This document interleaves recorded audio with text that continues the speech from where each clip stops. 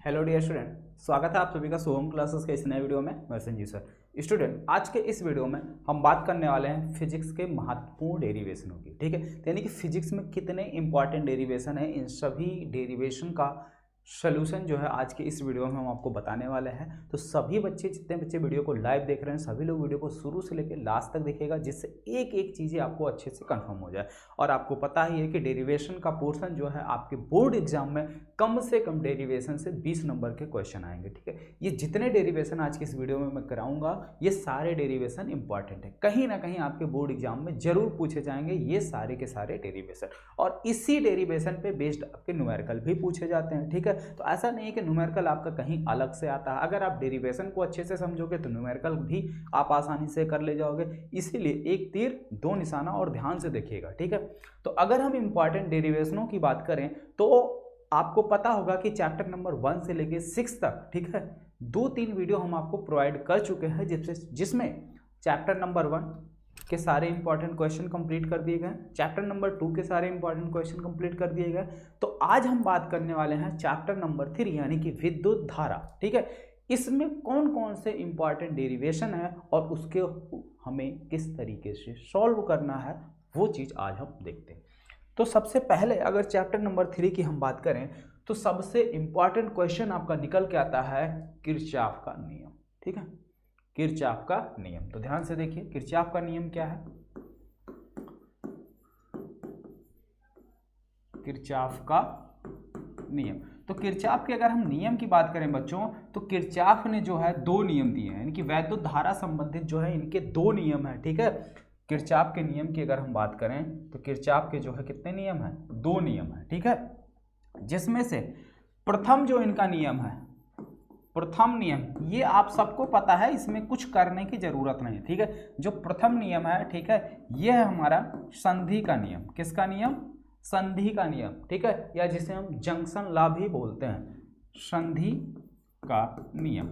इसको हम डिराइव नहीं कर रहे हैं, ठीक है, क्योंकि ये बहुत ईजी है। इसको ओरली हम समझा दे रहे हैं कि किसी भी बंद पास पे, यानी कि किसी भी संधि पर मिलने वाली समस्त धाराओं का बीजगणितीय योग शून्य होता है। सिंपल सी बात है, यानी कि समेशन आई इक्वल टू क्या होता है, 0। थोड़ा सा समझ लीजिए, जैसे मान लीजिए ये हमारे क्या है, इनपुट है, और यहाँ से ये सब हमारे क्या है, आउटपुट है। ठीक है, ये सारे आउटपुट हैं, ये 2 इनपुट हैं। ठीक है, ये 2 देखो इनपुट हैं, ये आउटपुट है। तो अगर यहाँ पे ये हमारा क्या है, जंक्शन पॉइंट है, यानी एक संधि है, इसको नाम दे दें O। ठीक है, तो इस नियम के अकॉर्डिंग संधि पर मिलने वाली समस्त धाराओं का बीजगणितीय योग शून्य होता है। और किरचॉफ के नियम में एक चीज सबसे पहले आपको बताया जाता है कि जो धारा, ठीक है, आ रही है उसको प्लस लिखेंगे, जो जा रही है उसको माइनस लिखेंगे। ठीक है, संधि की ओर आने वाली धारा, इसको अगर हम नाम दे दें, ये I1, ठीक है, ये I2, I3, I4 और ये I5। ठीक है, तो संधि की ओर आने वाली समस्त धाराओं का बीजगणितीय, ये बात समझिएगा, बीजगणितीय योग। और बीजगणितीय योग का मतलब होता है जो संधि की तरफ आती हैं उनको प्लस, जो दूर जाती हैं उनको माइनस। तो संधि की तरफ आने वाली कौन सी, I1, I2 संधि से दूर जा रही है, ठीक है, तो प्लस, अब ये हो जाएगा माइनस का I2, प्लस I3, ये भी संधि से दूर जा रही है, ठीक है, minus I3, plus minus I4, plus I5 equal to क्या होगा,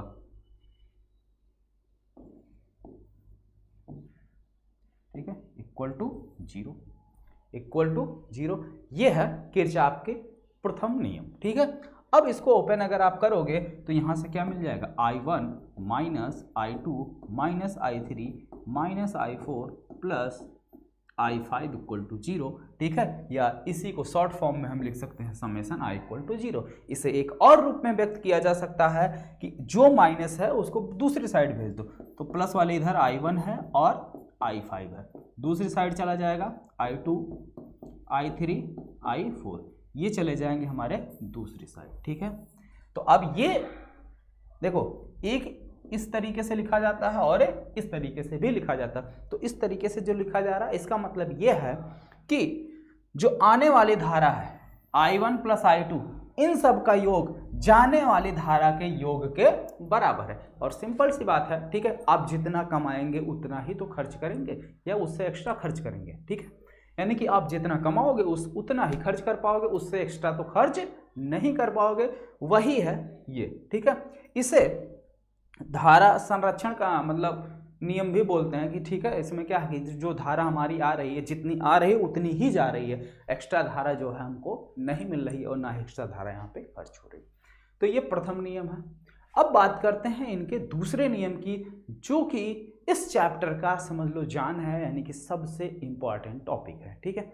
इंपॉर्टेंट इसलिए बन जाता है क्योंकि किरचॉफ के नियम से आपके बड़े बड़े क्वेश्चन व्हीट स्ट्रीम्स सेतु को फॉलो नहीं करते हैं उनको सॉल्व आप कर सकते हैं। जो व्हीट स्ट्रीम्स सेतु को फॉलो करते हैं उन्हें तो आप आसानी से सॉल्व कर ही सकते हो, चाहे किरचॉफ के नियम से सॉल्व करो या फिर व्हीट स्ट्रीम्स सेतु का डायरेक्ट फार्मूला अप्लाई करके देख, ठीक है। लेकिन आपके बोर्ड एग्जाम में एक ऐसा क्वेश्चन जरूर पूछा जाता है, ठीक है, 5 नंबर में, कि जो व्हीट स्टोन सेतु को फॉलो नहीं करता है तो उसको सॉल्व करने के लिए आपके पास ओनली वन, ठीक है, ओनली वन रास्ता बचता है, यानी कि जिससे आप कह सकते हैं केवल एक ही हथियार बचता है और वो है किरचॉफ का नियम। तो बड़े से बड़े क्वेश्चन भी आप किरचॉफ के नियम से सॉल्व कर सकते हैं। और वो नियम कौन सा? सेकंड नियम, जिसे हम कहते हैं बंद पास का नियम, ठीक है, या लूप का नियम, ठीक। तो चलिए बात करते हैं इनके सेकंड नियम की।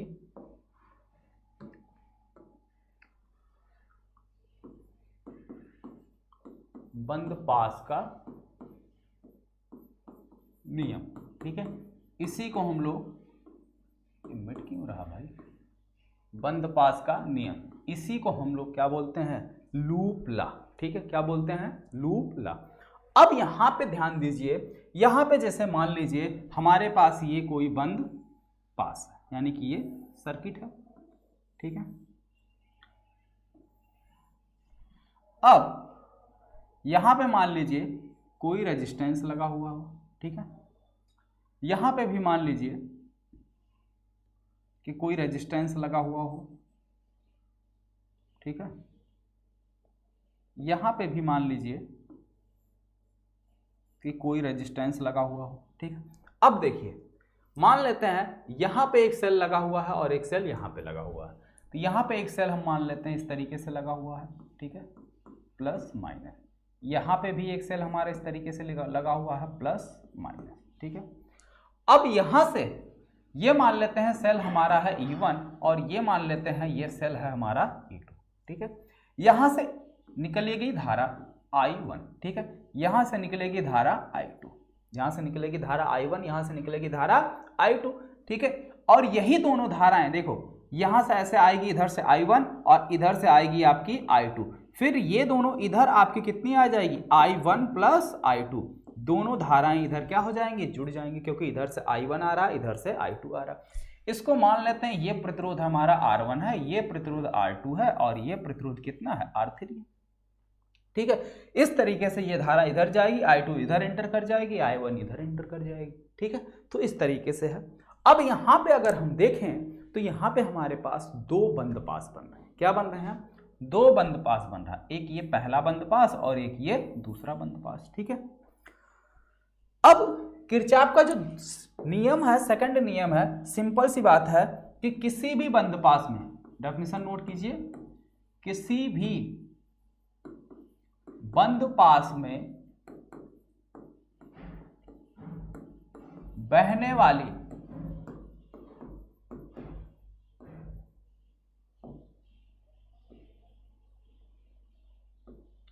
वाली धारा तथा उसके संगत प्रतिरोध, उसके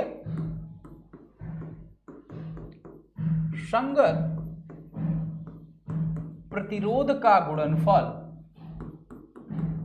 प्रतिरोध का गुणनफल, ठीक है, उस बंद पास में लगे शेल के विद्युत वाहक बल, विद्युत वाहक बल के बराबर होता है।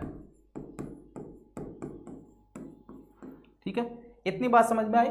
ये सिंपल सा जो है स्टेटमेंट है किरचॉफ के सेकंड नियम का कि किसी भी बंदपास में, ठीक है, किसी भी बंदपास में बहने वाली धारा तथा उसके संगत प्रतिरोध का जो गुणनफल है वो उस बंदपास में लगे हुए शेल के विद्युत वाहक बल के बराबर होता है। ठीक है, इतनी बात समझ में आई।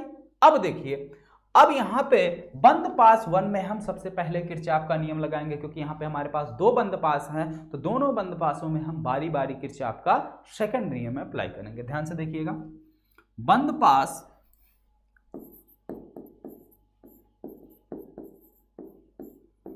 1 के लिए, ठीक है, बंदपास 1 के लिए, तो बंदपास 1 में जब हम किरचॉफ का नियम अप्लाई करेंगे तो R1 में धारा कितनी जा रही, I1 गुणे R1। ठीक है, अब यहां पे एक चीज हमको ये कंफर्म करो बेटा कि I1 व I2 की दिशा क्या है, दोनों सेम दिशा में है या अलग अलग दिशा में है।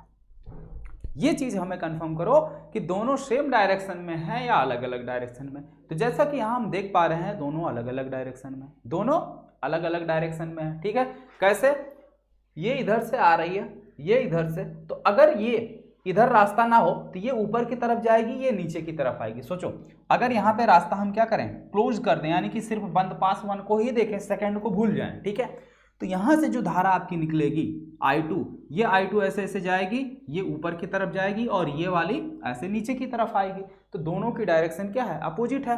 तो अगर एक को हमने प्लस लिखा तो अब सिंपल सी बात है, अगर एक प्लस है तो दूसरे को माइनस करना पड़ेगा, क्योंकि दोनों अपोजिट डायरेक्शन में। अब आप फ्री हैं, अगर आप I2 को प्लस लिखते हैं तो उसके साथ साथ बैटरी जो हमारी लगी है उस पर भी ध्यान देना है। तो यहाँ पे हालांकि हमने I1 को प्लस लिया है, तो अब I2 हमारा क्या हो जाएगा, माइनस में हो जाएगा। तो माइनस I2 गुणे R2। अब इसमें सेल कितने लगे हुए हैं बंदपास 1 में, 2 सेल लगे हुए हैं। दोनों सेल की डायरेक्शन भी क्या है, सेम नहीं है, यानी कि अलग अलग है। तो ये भी जो है माइनस हो जाएगा, यानी कि E1 माइनस E2। ठीक है, E1 माइनस E2। ठीक, ये हो गया हमारा बंदपास 1 के लिए।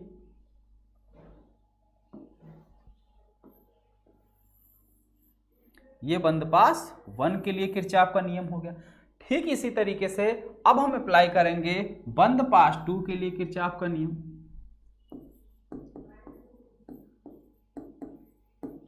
बंदपास 2 के लिए देखो, है तो बेटा बहुत सिंपल, ठीक है, लेकिन इसे अप्लाई करना आना चाहिए, और जब चीजें समझ में आएंगी तभी आप अप्लाई कर पाओगे। हाँ, थोड़ा सा हम अभी बात करते हैं, एक बच्चे ने इस पर पिछले सेशन में, यानी कि 2020 वाले, ठीक है, 2000 जो बच्चे पास आउट प्रमोट हुए हैं उसमें से एक बच्चे ने इस पर जो है काफ़ी ज़्यादा हमसे डिस्कशन किया था। ठीक है, क्योंकि बताते हैं कि क्या दिक्कत थी, उसके दिमाग में जो है क्या चीज़ें चल रही थी। उसमें होता क्या है कि जब आप चीज़ों को समझने के बजाय उसे रटोगे, ठीक है, और आपको वही चीज़ किसी दूसरे फॉर्मेट में मिल जाएगा तो फिर वहाँ आपको समस्या होगी। वही चीज़ उस बच्चे के साथ हुआ था, तो मैं अभी बताता हूँ जिससे आप लोगों के साथ ये समस्या ना हो। ठीक है, चलिए सबसे पहले हम बात कर लेते हैं बंदपास 2 के लिए। तो बंदपास 2 के लिए अगर हम देखें तो बंदपास 2, ये रहा 2, ये रहा 1। ठीक है, बंदपास 2 में केवल कौन कौन, केवल एक सेल काम कर रहा है। बंदपास 2 में केवल एक सेल काम कर रहा है। ठीक है, E2, R2, R3। तो R2 में प्रतिरोध धारा कितनी बह रही है, I2, तो I2 गुणे R2। अब देखो दोनों सेम डायरेक्शन में है धारा, तो हो गया यहाँ प्लस I1 प्लस I2 गुणे R3 इक्वल टू, इसमें कितना सेल लगा हुआ है, केवल एक सेल, इक्वल टू E2। इसे थोड़ा अरेंज कर लो,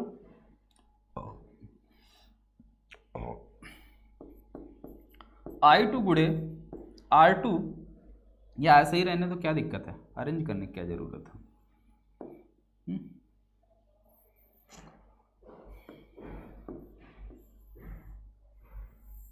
ठीक है, इतनी बात समझ में आई। अब देखो कंफ्यूजन उस बच्चे को कहां थी, उसने क्या किया था, ठीक है, उसने जो है क्या किया था, इस रूल में भी थोड़ा सा परिवर्तन कर दिया था और यहाँ पे भी, यहाँ पे भी और यहाँ पे भी, यहाँ पे भी परिवर्तन। अगर E2 को हम क्या करें, इस साइड पकड़ के ले आए, ठीक है, तो यानी कि I2 गुणे R2 प्लस I1 I2 गुणे R3 minus E2 equal to क्या हो जाएगा, 0 हो जाएगा। होगा कि नहीं होगा, बोलो, होगा। बस ये सिंपल सी बात थी। उसने जो है कहीं से पढ़ा था कि इक्वल टू क्या होता है, 0 होता है। वो हमसे बोल रहा है सर आप इक्वल टू जो है E1 E2 लिखे हुए हैं, ये तो गलत है। तो बताओ किधर गलत है। सिंपल सी बात है, अगर आप चीजों को इधर ले आओगे, ठीक है, इधर ले आओगे तो दूसरी साइड क्या बचेगा, 0 बचेगा, ठीक है। वही सेम चीज यहाँ, और यहाँ पे भी लगे हुए सेल के विद्युत वाहक बल के क्या होता है, हमने कर दिया बराबर होता है, ठीक है। और यहीं पे जो है इस परिभाषा को उसने इसके अकॉर्डिंग जो है सेट कर दिया था, ठीक है। ये बात क्लियर हो गई, ठीक है।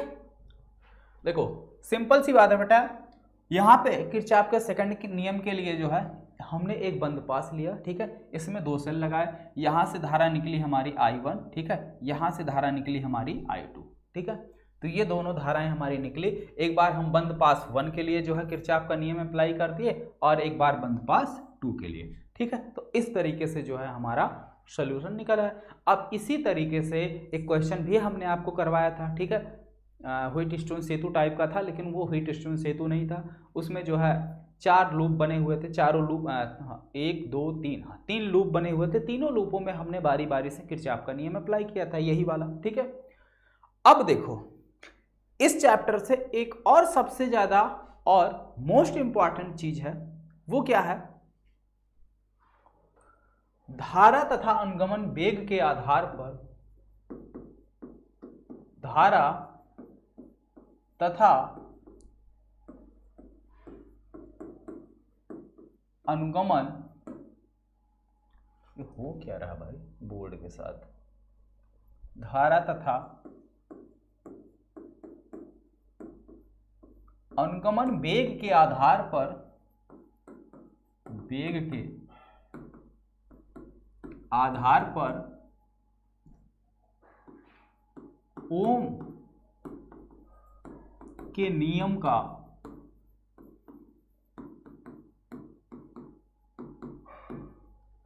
सत्यापन कीजिए, या ओम के नियम की व्युत्पत्ति कीजिए, ओम के नियम की व्युत्पत्ति कीजिए, ठीक है। ये सिंपल सा क्वेश्चन जो है आपके बोर्ड एग्जाम में सीधे सीधे 5 मार्क्स में जो है पूछ लिया जाता है। अब इसमें सबसे पहले आपको क्या काम करना होगा, इसमें सबसे पहला काम तो जो है आपको ये दिखाना होगा धारा तथा अनुगमन वेग में संबंध। सबसे पहला काम आपको दिखाना होगा धारा तथा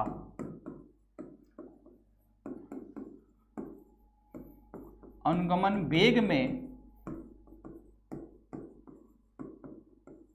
संबंध, ठीक है। ये चीज आपको प्रूफ करना होगा, धारा तथा अनुगमन वेग में संबंध। और धारा तथा अनुगमन वेग में संबंध की अगर हम बात करें तो धारा तथा अनुगमन वेग में क्या संबंध है बच्चों, बहुत बार हम कई बार इसको प्रूफ करवा चुके हैं, ठीक है। I = NEAVD, ठीक है। जहां पे जैसे मान लीजिए ये हमारा क्या है, कोई चालक तार है, ठीक है, ये सिलिंड्रिकल फॉर्म में है। ये जैसे मान लीजिए हमारा क्या है, कोई चालक तार है, ठीक है। ये कोई चालक तार AB, इसको कोई दूसरा नाम दे देते हैं, PQ दे देते हैं, ठीक है।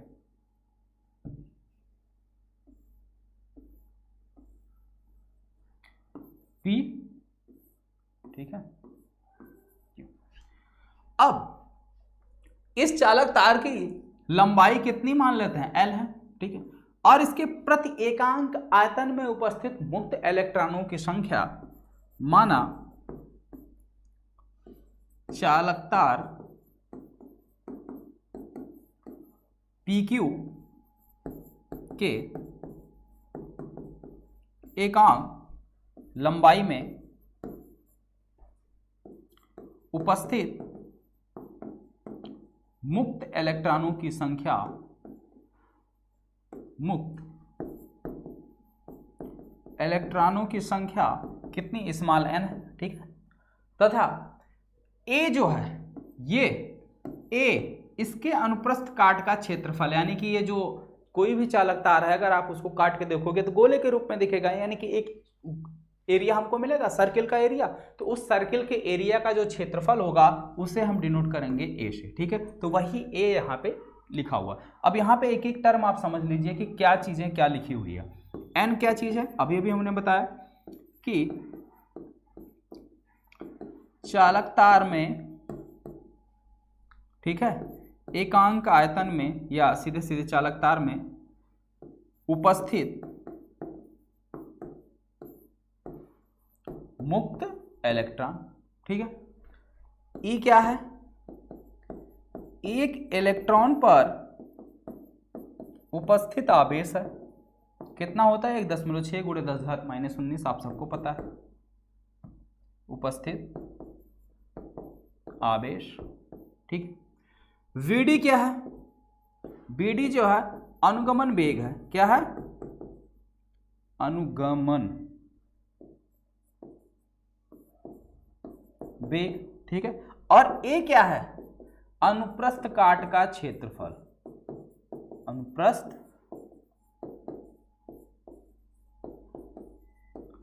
काट का क्षेत्रफल, किसके अनुप्रस्थ काट के, चालक तार के अनुप्रस्थ काट का क्षेत्रफल है।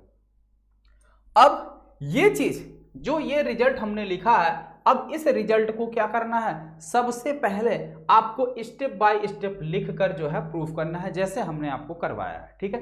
तो अगर आप ये स्टेप प्रूफ कर लेते हैं, तो ये स्टेप अगर आप प्रूफ कर लेते हैं तो समझ लीजिए जो 5 नंबर का क्वेश्चन है 5 में से 2.5 नंबर आपके कंफर्म हो गया, ठीक। आपने यहाँ पे देखिए 2 चीजें हैं ना, धारा तथा अनुगमन वेग में संबंध, ठीक है, ये चीज, और उसके बाद है ओम के नियम का व्युत्पन्न, ठीक है। तो अगर ये इतना स्टेप आप करते हैं तो आपके 2.5 नंबर जो है यहाँ पे कंफर्म हो जाते हैं। और इसके बाद अब देखिए क्या करना है, इसके बाद अब आप प्रूफ करेंगे ओम के नियम, ठीक है, हेडिंग डालेंगे ओम का नियम। अब इसी के अकॉर्डिंग ओम के नियम को हमें क्या करना है, प्रूफ करना है, ठीक है। अब ये चीज भी बेटा हम कई बार करवाए हैं, इसीलिए यहाँ पे करवा नहीं रहे, चीजें समझा दी कि क्या चीजें कैसे हैं, ठीक है। इसको आप लोगों के लिए है, ठीक है, ये होमवर्क में है। और इसके बाद आप फिर प्रूफ करेंगे ओम का नियम, ठीक है, ये भी करवा दिया गया है कई बार। देखो जो चीजें जो है कई बार करवाई गई हैं वो थोड़ा सा जो है उस पर मेहनत आपको करना होगा। हाँ, नहीं समझ में आएगा तो उसके लिए हम हैं, आप उसके लिए बिल्कुल चिंता मत कीजिए, हम हैं। आप कमेंट सेक्शन में बोल देंगे कि सर ये चीज़ें नहीं समझ में आई, दोबारा बता दीजिए, तो जो है ये हम प्रूफ करवा देंगे, ठीक है। लेकिन फिलहाल पहले ट्राई कीजिए, ठीक है, क्योंकि कई बार ये चीज़ें समझाई जा चुकी हैं, ठीक है बच्चों। तो इस चैप्टर में ये 2 क्वेश्चन आज हमने आपको इंपॉर्टेंट बताया। अभी इस चैप्टर में, ठीक है, और भी इंपॉर्टेंट क्वेश्चन है। अब इन सभी इंपॉर्टेंट क्वेश्चनों को हम कल डिस्कस करेंगे। वो कौन कौन से हैं, व्हीटस्टोन सेतु, ठीक है, विभव मीटर सेतु है और विभव मापी, 3 और इंपॉर्टेंट क्वेश्चन है। अब जैसे देखो, अगर आप विभव मापी समझ गए तो विभव मापी के आधार पर जो है शेल के आंतरिक प्रतिरोध की तुलना भी की जाती है, वो भी आप अच्छे से समझ लोगे, ठीक है। बात समझ में आई? तो चलिए आज के लिए सिर्फ इतना ही, कल हम लोग बात करते हैं व्हीटस्टोन सेतु और विभव मापी की। ओके बच्चों।